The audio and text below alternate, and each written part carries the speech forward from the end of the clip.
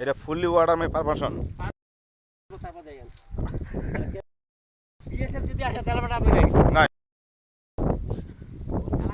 হ্যাঁ দর্শক, আমরা যাচ্ছি ইন্ডিয়ার ধারে মাছ মারতে।